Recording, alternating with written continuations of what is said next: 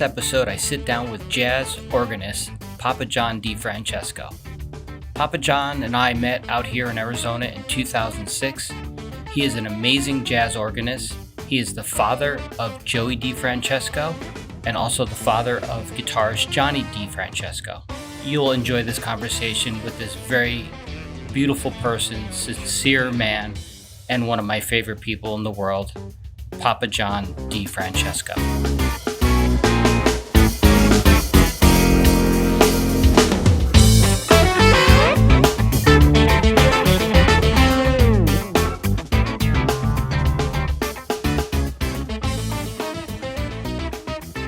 Right now I'm praying. Hey everybody, welcome to the Joe Costello Show. I'm really happy that you're here and you are giving me your ears and listening to the podcast. I have a very special, dear friend, special guest, amazing jazz musician, my dear friend, Papa John DeFrancesco. Welcome, Papa John. How you doing, man?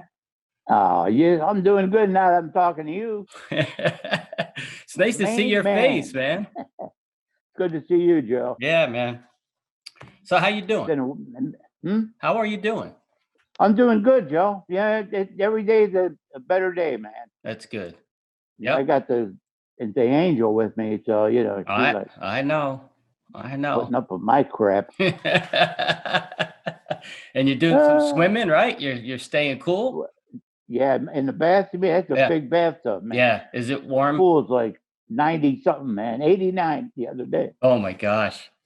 I know you dive. When you first go in, you cool off. Yeah. And then it gets warm. Yep. And then you come out and you're cool for about 13 seconds. Welcome to Arizona. It's beautiful, man. Yeah. So, man, I'm really excited. I want to give my own quick sort of history of you and I, and then I want to kind of go back to where you started and how we both actually had similar influences with our fathers being musicians and stuff. Yep. Yeah. Yeah. So for me, I moved to Arizona, Scottsdale, Arizona in 2004. Didn't really know what the scene was. Didn't play much. Didn't go out to do anything. And then all of a sudden, I heard about this cool place called Bobby C's. Oh, Bobby God. Right? That was the place, man. Yep. And I walk in the door and it's just all Southern cooking and you're behind the B3 and you have all these great musicians playing with you. And I was just like, wow. And then I think we started making it a Sunday ritual that we would go there every Sunday, hang out. You were there. Yep. You were there, brother. And everybody was nice enough to, at some point I got to sit in and then I got to sit in a little bit more. And we used to talk. Yeah. And you would never say you were a drummer. When I found that out, I'd get your butt up here, man. I was keeping it on the down low. There was a lot of great players there. I didn't want to, You're a great player, Joe. Well, thanks, man. That means a lot coming from you, as you know. No, man. We played. I tell you what, I enjoy working with you. Well, thank you. You're one of the very few people that you play music with that listen. Well, thank you. You know that deal. Don't you get up there, nobody's listening. Yeah. Well, I appreciate it. Everybody's playing in a different band. Yeah. Well, but it's cool. It's cool. I appreciate that. And and I feel the same way because literally I didn't know many people around town, but you and I've said this to you before, but I don't think it has sunk into your thick skull that you literally gave me like a chance and a more opportunity than most people have ever given me in my musical career. And that's the truth. God. It's the truth. You're going to make me cry live? No. It's the truth. I was nobody. I was and after sitting in for a while and you would always let me sit in and then we started playing together like regularly. Right. And that was cool. And I was like, wow, I'm playing with one of the jazz greats on the B3, and it means a lot to me. And my father was proud. My parents were proud. Yeah, it was cool, man. Yeah, it meant a lot. Wow. So we had a feelings were mutual, man. Like we got into some nice grooves. Yeah, we did. We had some nice gigs. Nice gigs. Well, Good music. hopefully, Yeah. hopefully there'll be more coming up once the world Yeah. gets back to some sort of Oh, whatever. I don't know what it's going to be, but right. God help us. Yeah, it'll get back. All right, It cool. always does. By then, I'll be 146 or something. Hey, as long as you're here with us, that's cool. Ah, We don't man, it's care. So, beautiful, Joe. so let's go back Mm. and tell me how this started for you, because I know besides music, like I said, we talked about what part of this you want to talk about, and if it's all Then you music want. or you want to talk about anything else. So tell me about your Yeah. father, or how this music started for you. It's very similar, I guess, to your pop. Uh, I was I wanted to play, man, and so he said, I told him I wanted to play the saxophone. I was about 6'5" or 7. He said it's too big for you, so he started me out on clarinet. So I started playing a clarinet, and then I heard this guy named Louis Armstrong, trumpet player. I said, I want to play trumpet, Pop. He said, I got 15 million saxophones in here, and you want to play trumpet. So he went on, bought me a trumpet. I was about 7, I guess. He taught me how to play. And next person I saw that, God, I played in school, band in school. And there was a lot of good friends I met when I was junior high and high school. And And where was the this? next, Was this all Philadelphia? Niagara Falls, New Oh, York. that's right. I totally forgot. Niagara I'm a New Falls. Yorker, man. We're both That's from New right. I York. know, but Hey, I forgot that's where you started out. Niagara Falls, New York, man. It Yeah. was a real beautiful city at one time, you know. Yep. Uh, yeah, and music was always, but I loved airplanes and cars, man. And, I know you like cars. yeah, and music was right, at the top 3. I loved, and what was cool about the music part, my dad taught me, but he would also take me to all these air shows because, I liked airplanes. Mm-hmm. My dad would say, "You coming, Jen? Jenny, my mom. Where? Go look at airplanes?" Yeah, so I had to go shopping or something. So, but most of my life has been music, man. You go out and you hear somebody and you go nuts. Yep. And then my next biggest thing was in 1959 when I saw Jimmy Smith. Where was that? That was in Buffalo, Klein Ann's Music Hall. The trio too, Donald Bailey and Kenny Burrell. Wow. Stanley Turrentine came later, but I saw, man, them cats was dealing. Holy cow, man! That organ, it's spiritual. So I don't know. It just grabbed me. And that But was I didn't get. 59, you said? Yeah, and I didn't do nothing until in the '60s with the organ. But I was playing trumpet the whole time.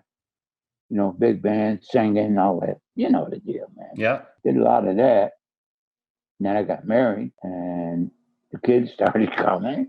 Yeah. So I was still playing, but not full time. I was like, well, not full, 3, 4 nights a week. Places were jumping then, Joe. And this was all still Niagara Falls? Really, Niagara Falls. I left Niagara Falls in 1967 to Philly. I went to Philly in '67.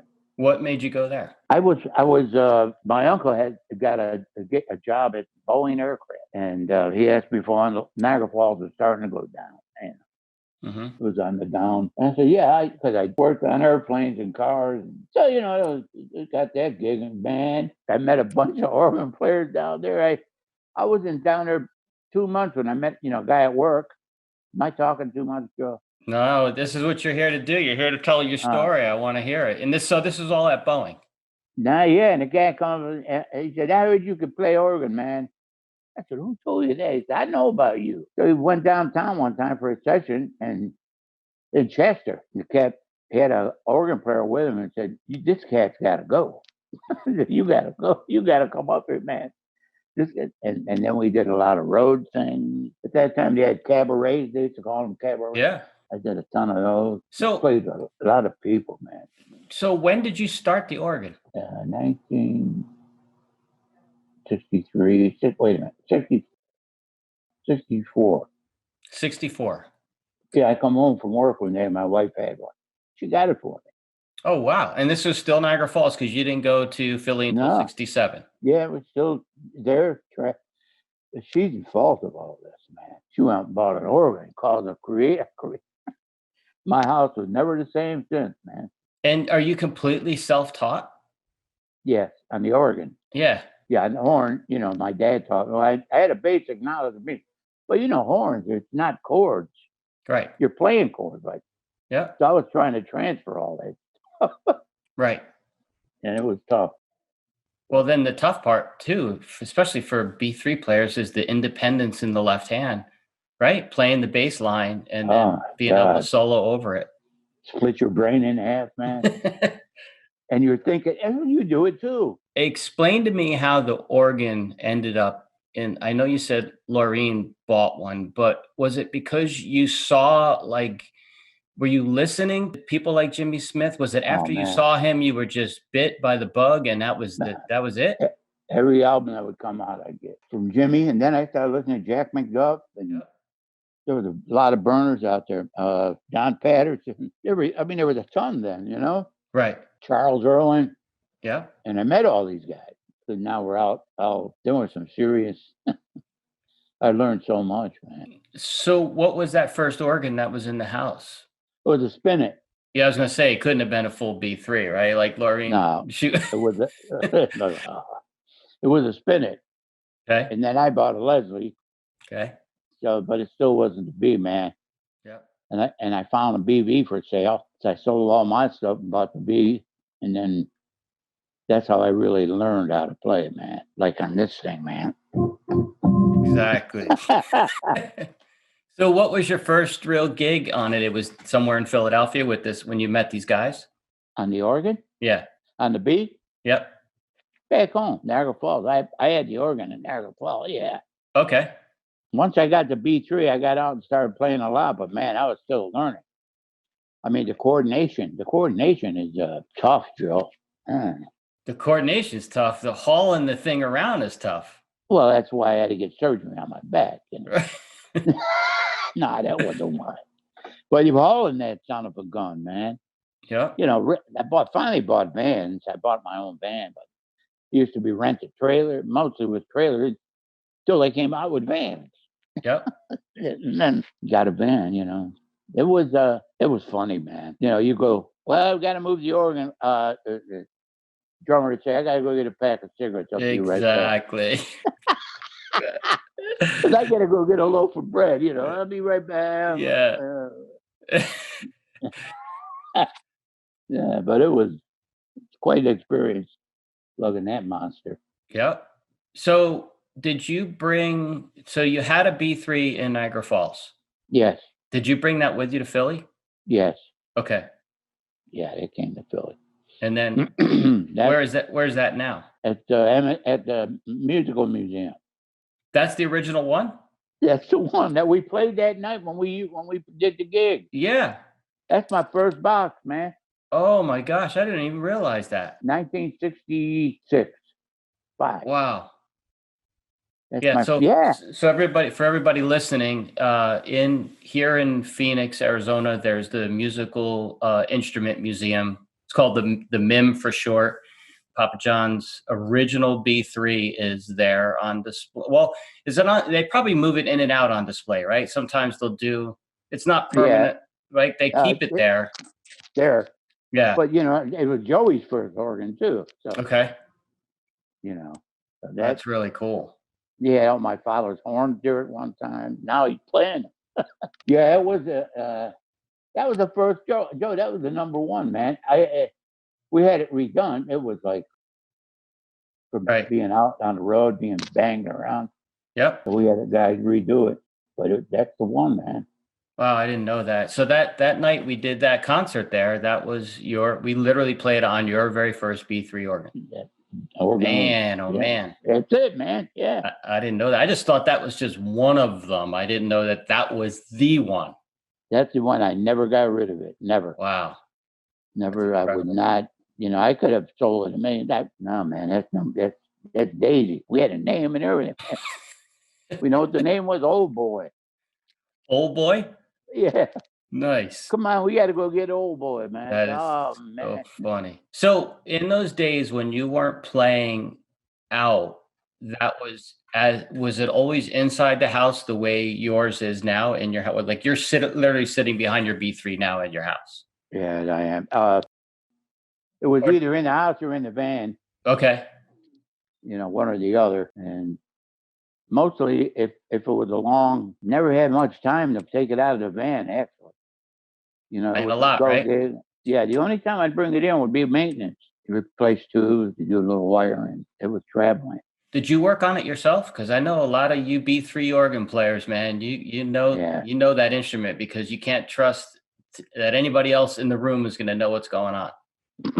that's right. Right? We've had Yeah, remember at Bobby C's, we had like yeah, something weird happened one day. yeah. I'm trying to remember what. And I remember you took off the front lid and people were in there and not Oh people, yeah, but you were kind of telling somebody, hey, just try this or whatever. And next thing you know, it's working again. that's from years and years and years of that putting that instrument through its bad. I mean, paces. Right. I got a story. We were playing upstairs, so we took the organ upstairs. We were taking it upstairs. So we put 2x4s on each side so we could slide it up, and a rope on the leg, and the guys up front. I'm in the back. We're pushing. All of a sudden, the rope broke. Oh, I said, "What?" So I run down, jump. It was like lined up with a door, outside door. So I lined down and jumped out the door. I heard it coming down, breaking all the. There was lights on the side of the stair. Boom, boom, oh my broke gosh. everyone. And he came flying out, almost out the door on his back. Oh my gosh. That's like those cartoons, the piano, like it's like the Three Stooges moving a piano kind of thing. It is. It is. Oh my And gosh. we flipped it over and put the tubes back in, and they were all loose. Brought it back. I went right to work. I'm sure. Hey, that's It's great. amazing. It's amazing. Now it's Uh, cursing everybody, man. Well, oh gosh. So when you started playing in Niagara Falls on the right, organ, and you were right. still playing trumpet at the same time? Yes. Okay. And then were you also maybe while you were playing organ in a band on stage, did you ever Hmm. actually pull out the trumpet and play a trumpet solo also? Yes. You Yes. did. Yeah. It Wow, that's was cool. because I was still learning the organ, man. Right. And I said, man, I better do something else, or I'm going to throw me out the gate. Oh my So it was God. vocalizing and playing horn, but little by little, it was less horn. It captured my soul, man. Yeah. I Um, just, I love the instrument, man. so when you were first starting to play and you had to deal with the whole left hand independence and then laying down the chords and then potentially even soloing with your right hand over the left hand bass, Bass moving all the time. yeah, did you have in your early groups that you played in, were there bass players in those groups where you didn't With have the to worry? organ, Yeah, not when I got the organ, man. really? So you Even never with the spinning, I was playing the pedal. really? So I thought that's how you played the B3 until I got hit. No, Right. I never. Once I got the organ, maybe a couple times in the beginning. Yeah, I have to admit, it was few gigs, man. Yeah, couldn't play Yeah, it. I mean, I would think you'd want that safety net in the beginning when you're oh, I not. did. You brought it back. You brought it. You just brought that stuff back, man. The guy had a electric bass. He had like a Fender, I guess. Yeah, because I was like sloppy Joe, man. Not you. Oh, that's not you. No, that's it. My hands were going like the bottom was trying to play with the top. Yep. And it got. I tell you, if you lay off of this a while, your coordination takes a minute to come back. That instrument will kick your ass. Oh, double time, man. So these gigs early on in Niagara Falls, were they trio gigs? Were they like organ, Quartet. guitar, drums, or what was the combo? Mostly that, and then it got to saxophone. It was got a good. So I said, yeah, man. So then it was sax trio, and then we got the guitar. It was quartet. Okay, so let's go ahead now back to Philly, and you're there. You're working for Boeing, right? But and you are working on airplanes and Helicopter. helicopters. Wow. Okay. Sure And enough. then you're playing out at night. What, 4 or 5 nights a week? Yeah, but it got very hectic, man, because it was during Vietnam, man. Right. And they started working like 12-hour days, 6 days a week. I mean, so I still played on the weekend. Yep. I had to keep playing or it was kind of mental. Yeah. No, I hear you. Yeah. And at this point, do you have any kids yet? Well, Yeah, I have two. so did you have any before you left Niagara Falls? Cheryl and Johnny. You did. So they were born in Niagara Falls. And then was Joey Joey was born here. I mean, yeah. in Philly? Philly. Got Yeah. it. Okay. All right. And then the reality started coming around. Yep. How am I going to do this traveling, babies? But you know what? I got to say this, man. My wife never gave ultimatum. I've been blessed a lot, Joe. I just feel so blessed, man. To go through all this stuff. And the kids all turned out great, man. I just lucky. I'm blessed. People say they're lucky. I'm blessed, man. And lucky. We're in Philly. You're working really hard for Boeing because the Vietnam War is happening. Yeah. You have two children. Yeah. I know Johnny is the oldest, or no? Cheryl. Cheryl's the oldest. Yeah, Johnny's second. Then Johnny's the middle. That's why Johnny and I get along, because we're both middle. Both middle? See? Ball Yeah, busters, both of us, just right in the middle. Ooh, what a baseball bat, boy. And then Joey's the young. He's just 6. Yeah, he's like Joey's going to be 50 this year. Wow. Johnny's 55, and Cheryl's, how old is Cheryl? 58, man. So her and I are the same age. Yeah, 1962. Yep. October she was born. Yeah, I was February, so I'm even older than her. See, a couple months. But you could have been my kid, man. Yeah, there you go. Now lighten up. All right, sorry. No, man, you're a good man. So we're in Philly. You're working, playing a little bit, but work's, a lot of work going on, so you're busy. Do you remember who was the first most famous person you played with? You try to think of, I played with Jimmy Smith. We played together at Bobby C's to do what we did, a organ thing, man. Yep. That was, to me, that's my favorite. That was my. I'm sure that was. I love the cat. And then George Benson and Steve Gadd. Yep. All them guys were I dug all of them. And a lot of other cats, though, too. Jack McDuff. God, he was a neat person, man. We did a lot of organ jams. Me, Jack McDuff, Gene Ludwig. I used to go see Jack McDuff up in Harlem when I lived in New York. You were going to the right spot, man. Yeah. What a soulful player he was. Now, and a lot of the guys that come up and play, at Bobby C's, we would get cats come there, and then once they tell me their names, I know. It was a lot of cats came in. Like there was a guitar player there one day. They played with Miles Davis. Yeah, we used to get a lot of incredible people. It was, that was a great spot, man. Yeah, we need another place like that. That would be wouldn't that be fun, man? Yeah. Trade bands in and out. But you played with a bunch of people, well before you came to Arizona. I mean, you were with all those heavyweights in Philly, and you were telling me how even Dennis Chambers and you are really good friends, right? Yeah. Dennis and I are real good. Right. Real good friends. And I remember when, what was it, the NAMM show out in Anaheim, you had that residency gig during the week of the NAMM show at Steamers. Oh, I did Steamers, yeah. Who had played that? Toro Sandoval was on it. Yeah. Right? Ramon Banda, right? He passed away, man. Ramon played, there was all kind, and that guitar player, can't think of his name, but he was like a heavyweight too. Oh, yeah. Yep. So we all get our shots of the way. How about Joe Pesci? That's right. He sang.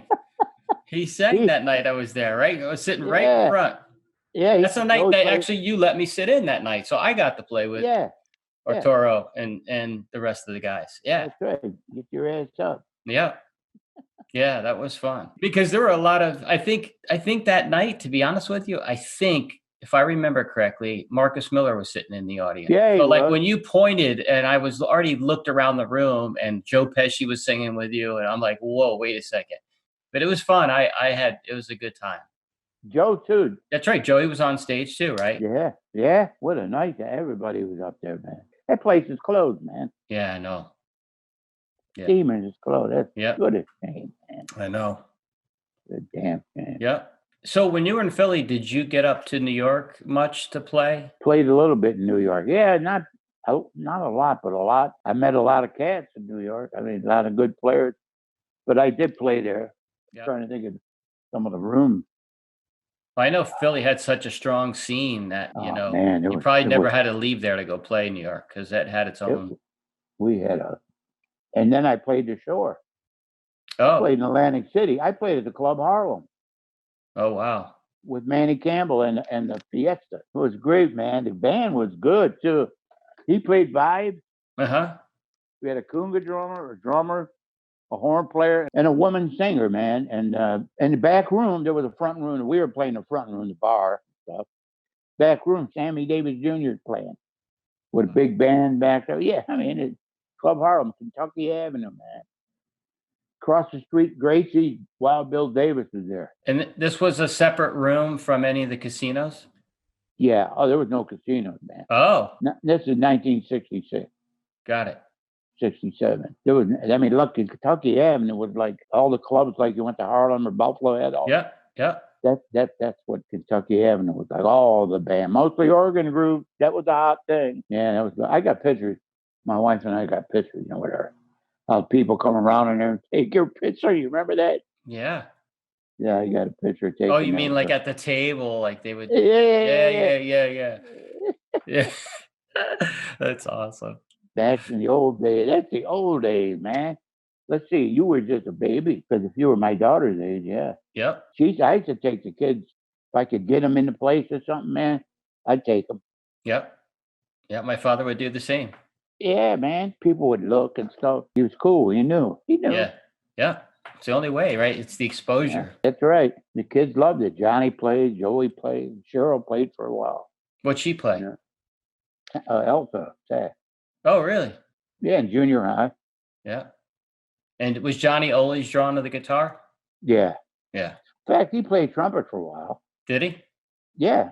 And my dad was teaching him. My dad was living with him. And then he got a guitar. And my dad could play that too. My dad, one of them old time musicians. Man. Yeah. Did he play in the army or in the war during the war time or no?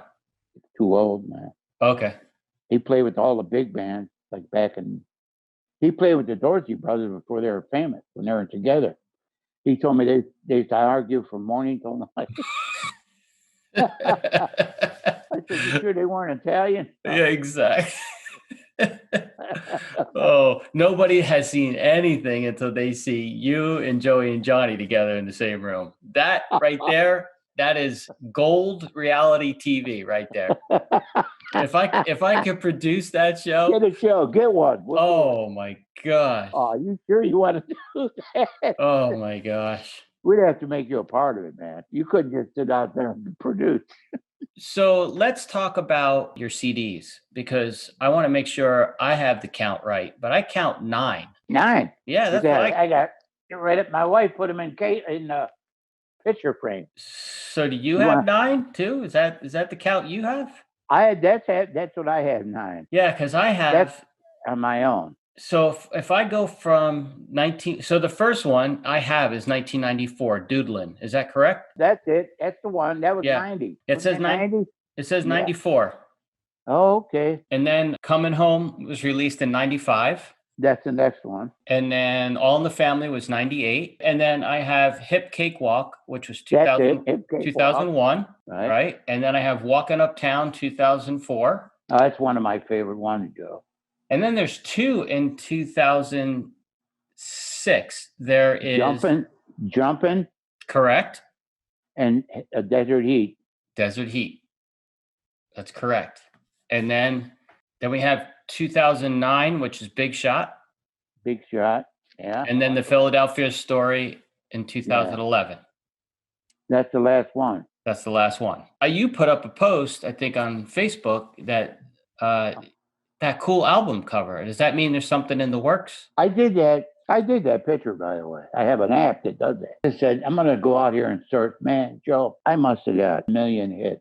I know. But when's the album coming out? We'll go get it. See? That's what I was doing, testing. Somehow, this is our clock. Oh, I see it moving in the background. Yeah. My sister-in-law got it for us. I forgot about it. I would have turned it off. And we have music. And it's got all the That's awesome. got all the seasons on it. Christmas. I don't know what tune that is, but it's pretty. I got them all memorized. Yeah. There you go. Yeah, how long is it gonna play? You know, It's over right now. We only have an hour. There we go. Hey man, we only have an hour. Lighten up. Take a break. Take a break. Take a break. Is there any thoughts of or any conversation of a new CD? Yeah. Yeah. I talked to Clark. Clark calls me about once a month. Good. Wants to know how I'm feeling. Then Yep. he says, when you coming in the studio, Pop? Yeah, I got a bunch of stuff too I could do. You should. I mean, you get ready, man. I'm gonna have your ass in there. Unless you don't have time for, I always do. Would you kid me? It'd be an honor. Love to have- I'm looking at the names of all these people on these CDs, and I'm like, damn, my name's not on that one. Wait a second, my name's not on that one. No, I'm only kidding. They were all done on the East Coast, man. Except Desert Heat, and that's with the Bounder Brothers. Yep. That was special. That was 05, I think, wasn't it? 06? Yeah, Desert Heat was 06. Yeah. Yep. That's when I moved here. Oh, that's when it was. So it was 2 years after I moved here. Yeah. Got it. Yeah, that's when I moved. You know how happy I am for you when I see all the stuff you're doing, man. I pray for this stuff for you. I'm just hustling, man. I gotta keep. Well, I don't like letting any grass grow under my feet. And Joe, that's why you're gonna do it, man. Yeah, well, you know what? I'm getting that's pretty. Why you're gonna do it. If something doesn't happen soon. Wow, you can't go by now with what's going on. The epidemic or whatever the hell it is. Yep. That's messed up, and the politicians, they're all nuts. Yeah. I mean, and you're still making it. You're still doing it, man. So, well, this is like a piece of cake after everything straightens out. Let's hope so. Oh yeah. We got to get back to playing. Is what we got to do. I'd love to, man. It's like oxygen for us. Taking this away from us is it's brutal. Come here and play them by my side. After a minute, like I tried a drum machine. I want to throw it through the window. Yeah, I try. I just want to have something to play with somebody. That's what we should do. I'll throw my stuff in the car, come down there. We'll just do a little Sunday pasta dinner, but we'll work up an appetite before that. That would be fun, Joe. I'm in. Swim a little bit. Is our masks mandatory? No, I haven't been anywhere. You haven't been anywhere, right? I feel like cabin fever, man, but I'm going to stick it out. Yeah, you just got to stay safe. Nowhere. Yeah, both of you just need to stay safe. And Yep. Are you going out? Are you going out to get groceries and things like that, or are you having them delivered, or what are you doing? Laureen calls ahead, and then she goes. And they throw them in the car in the back, and then she drives them. Good. Right now, everybody out there got masks. Everybody down here. No, we wear it wherever we go. So do we. Well, cool. So did I miss anything that you wanted to talk about? I mean, I was just talking about my time on the railroad, Amtrak. Amtrak, that's right. That was after Boeing. Way after. I was playing in between all of that. Okay. And then I went, Amtrak was the big one. Electrician, man. I went, had to learn. You have to go to school and stuff. And, we needed, my kids were growing up, man. They were like starting to go through grade school and then now middle school. I said, Lorene and I got to hang out, man. So the railroad, I had a friend. She had friends, knew a lot of people on the railroad. And I got a job on the railroad in 1977. And there was a gap in between Boeing and that? Playing. So why did you leave Boeing? Just layoff every 10 minutes. government job, man. I went to 7-Up for a while too. I was a district sales manager and playing constantly, playing down the shore 6 nights. Amtrak became a supervisor, had a big job, and kept moving. And I was there almost 30 years. As an electrician for Amtrak. In the beginning, and then it was electrical supervisor. We built substations and took care of all the new construction. But I was still playing, Joe. I mean, I was playing constantly. I used to come into work Saturday morning. We had to work every once in a while. And I come in like, where are we? What is this? You go get playing and go to have breakfast or a cup of coffee or something. And by the time you got home. So time to go right to the job. Right to the gig. And music never stopped, man. But thank God I went to the railroad because railroad retirement is ridiculous. Yeah, something to be said for that, right? Yeah, I mean, I never expected that. That was so far from any of my thoughts. My dad used to say, what your dad said, go to school, put something in that back pocket. That's right. And he was right. Yep. I almost went to your school, Fredonia, man. Yeah, because you were right out there, right? Yeah. Fredonia, yeah. I did a gig there. I played, I knew the guy that ran the station, WBZ or something. Yeah, I forget what it is now. Yeah. Fredonia. When I was out there, Red Menzel was there, and all them cats that played with big band. But that's a great music school, man. Yeah, it was good. When I went, we were at the peak of what was happening with we had a student-run jazz ensemble and competed at the Notre Dame Collegiate Jazz Festival, and those were run by the school, and we ran it ourselves. Oh, students! Well, you guys had a cooking. Yeah, it was fun. Good players, they're singers, players. You wanted to ask somebody, go to the school. Great, it had a great reputation. Yeah, I got to play at the Traufometer the Traufometer. Oh, Traufometer, right? Isn't that what it was? The Trauf. That's what we called it, right? For short. Yeah, the Trauf. Yeah, that's something, man. And when I was at Fredonia, I spent a summer in the Canadian side of Niagara Falls, playing at that amusement park that's right on the other side. Right on the other side. I know, right off of Lindy's Lane. Yeah, and we played we did this doo-wop show. It was this company came and auditioned people at all the music schools for summer jobs. Yeah. So we got hired. We got hired as a band. So it was my buddy on trumpet and a bass player friend, a sax player friend. And then we went there and played, and we backed up these two couples, that guy and girls, that were doing this doo-wop dancing and singing on the stage. Oh, so we were the backup band behind them. We played at a place called Lily Langtree's. I know where that is. Oh, Lily, that's on Lundy's Lane. You go up Lundy's Lane, the Wax Museum. Correct. That's right. We actually were friends. So when we were there staying, because we lived there for the summer in these little apartments, I think it was either the tallest man in the world or tallest woman in the world. We we became friends with her, and we would actually hang out at her apartment. And she was cool, man. That's so funny. She had that voice. Yes. Jesus Christ.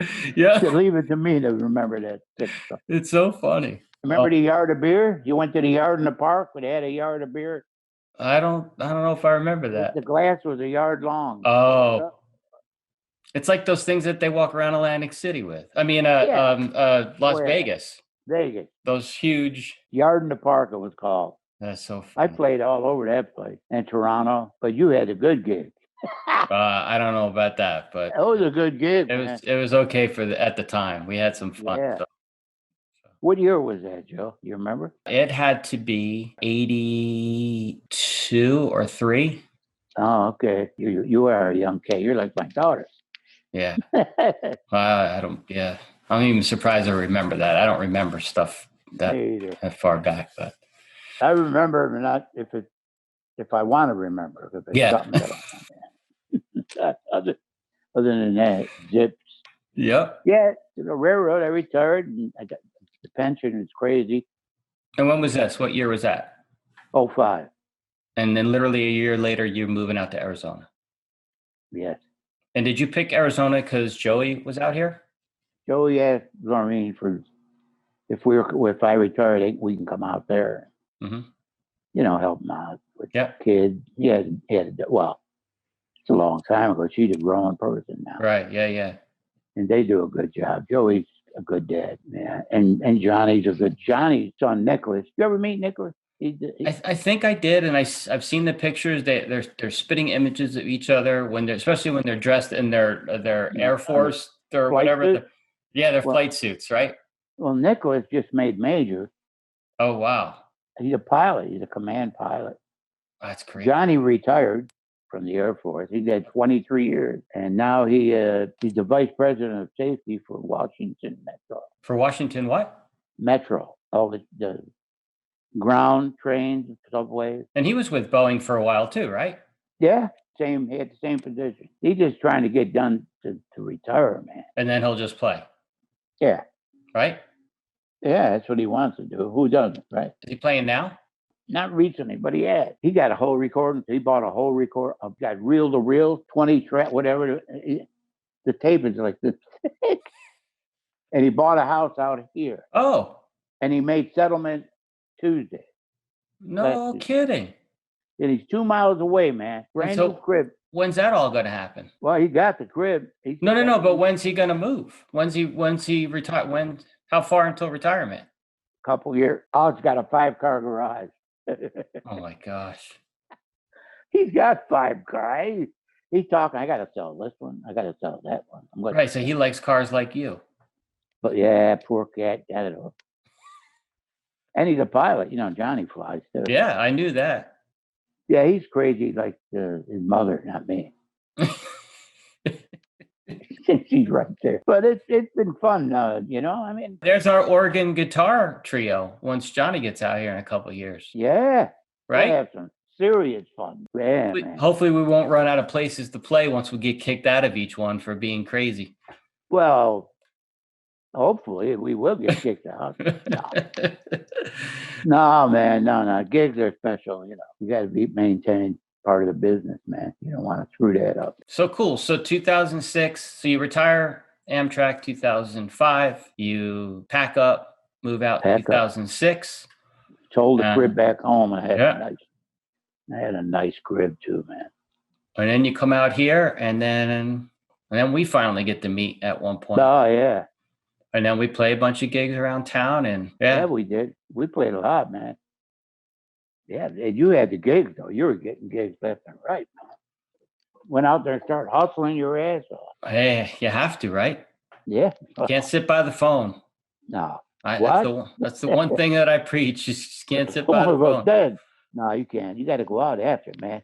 My father used to say, if you wait for the apple to drop off the tree, you'll starve to death. You got to go up and get it. That was his thing. His big thing was education and save your money. Save your money. Well, you made him proud because you got yourself a nice retirement package, right? Boy, I got lucky on that one, man. God. You still were able to maintain playing? Yeah. You got an education in the electrical field? What kind of car you have now? Oh, a 39 Pontiac. Yeah. The street rock, the hot rod. Yeah. Yeah, man. It's got the big motor in it, 350 Chevy. Yeah. It's all reworked, everything's new in it. It's like a new car. How many times you get it out? Well, right now I'm not, when Johnny comes out, we take it out, terrorize the neighborhood. Him and I put that car together. Oh, yeah? Yeah. Cut the frame off, put a new frame underneath, has disc brakes, power steering. What is it again? Motor. A 1939 Pontiac, 2-door sedan. It's a duplicate of a 39 Chevy. Is it blue or purple? One of the two? Yeah. Which blue. one? Blue. Yeah, you got it. Yeah. Well, when you come down, we'll have to go out for a cruise, man. Yeah, I'd love to take that thing out. Oh, it's fun, man. All right, we'll do it. We have a plan now. So we have a Sunday pasta dinner. Sunday dinner, baby. But we jam first. Right. And then we hop in the pool, get cooled off. Then we come in and we eat our faces off. Right. And then we go out for a little cruise when it gets That's cooler. right. There you go. go. After we get done eating, we might not be able to move. That's true, too. We might want to get everything done before we eat. That one day you were making something. What were you making? Brajol? Did you make Brajol? I have You were cooking something, man. I don't know what it was. I have no idea. I just made a killer lasagna for Joellen's birthday a couple weeks ago. Yeah. Lasagna. Oh, maybe that's what it was. I put up Yeah. the pot of the sauce boiling, or the gravy as we call it. You call it gravy, we call it sauce. I don't know. We're not sure. tomato, potato. Exactly. Yeah. You got to let us know if you're going to do a new recording so we can make sure we let everyone know. And like I said, as soon as all this pandemic stuff disappears, we'll see if we can get ourselves a gig or a concert somewhere again and get going. Concert, right? I'd like to do that. Yeah. We should get back at the MIM, do another show up there. I'd like to. Yeah, man. We could. Yep. We get it was okay last time. It was nice, man. That was fun. Is there anything else that I missed? Yeah. The gig in Albuquerque, wherever we were. Oh my gosh. Should have made a left turn at Albuquerque. Oh my gosh. Las Cruces. Right. Didn't we drive all the way there? We set up and then it poured. It rained. We couldn't play. Right? We couldn't play. And they paid us, and we got paid. So it was basically like a paid little 2-day trip. 2-day trip, man, with pay. Yeah. Yep. Yeah. Wow. That was terrible. I wanted to play. Oh, I know. Well, I knew we weren't going to play when the guy took the B3. He said, it's raining. You guys ain't playing. Put it in the van. They left us. I guess we're not playing. Remember, we tried to even talk one of the bars around that outdoor stage to let us play. Yeah, across the street. Yeah. It was like we already got paid, so we'll just move it all into your place and play inside. Oh, gosh. Right. Can't say we didn't try. We can't say we didn't try. That's where I met that trumpet player. He's on the East Coast now. Well, cool. This has been a nice pod. Thanks, man. Spaghetti, meatballs. There you go. And a little brujol. Right. Yeah. Well, I'm really excited that you came on. What'd she say? My wife made angel hair bolognese Sunday. Nice. Scrambled meat, we put the scrambled. Yeah. I'm glad I came on too, Joe. Yeah, man. It's nice to see your face. You like that? And I like your face too, Joe. I haven't seen you in so long, so. I know, man. Yeah. Has it been a year? No. I don't know. Could be. Gosh. Wow. Like I said, my brain doesn't go backwards too well. So. Time, man. Time. I know. I hear you. Time is on my mind. Yes, it is. You know what? We should do all that stuff too. I did all those covers. I love doing it too, man. Yeah, my favorite was Sly and the Family. Mm-hmm. I used to love those to cover that stuff. Yep. You might like to hear it on my organ. Oh, God. Well, we'll have a chance again. I hope so, man. We will. So listen, man, I really appreciate you doing this. Anything for you, Joe. You're the man. You're my friend. One of my best friends. It's nice to see you. It really is. Nice to talk with you. Nice to talk to you too, man. Yeah, man. All right. Well, love it. Again, thank you. You're one of the best, and you've been incredible to me. So I appreciate you, and I love you, and I thank you for being here. Thank you, Joe. Okay, and man. I love you too, brother. All right, and we'll talk soon, and we'll play soon. Hopefully, yes. God bless. All right, man. Thank you. All right. Bye-bye. Bye. I can't thank you enough for tuning into my podcast. It's definitely an honor for me to be in your ears, and I appreciate you taking the time to listen to the podcast and possibly rating it, sharing it, and if you have the time, to write a review. I hope the content that I'm delivering is something very special to you, and once again, thank you so much for listening.